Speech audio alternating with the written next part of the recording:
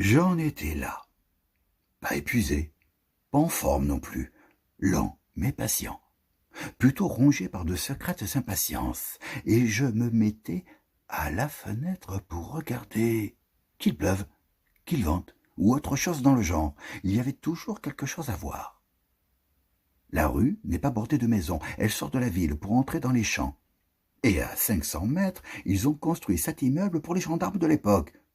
Aujourd'hui, leurs descendants légitimes crèchent dans des duplex en bordure des beaux quartiers.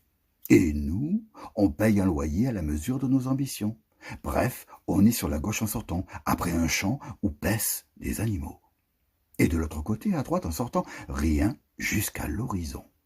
Il paraît que cette rue devient une route après chez nous, et qu'alors on va quelque part, mais j'y suis jamais allé. Autrement dit, ce que je vois est limité par la cour de l'immeuble. Elle est bordée côté rue par une haie de lauriers.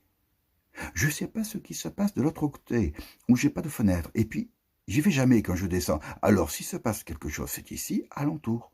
Plus loin, les animaux ne font rien, et de l'autre côté de la rue, le soleil se couche. Au bout de la rue, les feux provoquent des animations bruyantes. Je vois pas tout à cause de l'éloignement, et je me garde bien d'en rajouter. Sauf que ce matin-là, il y avait un monde fou, à la hauteur des feux.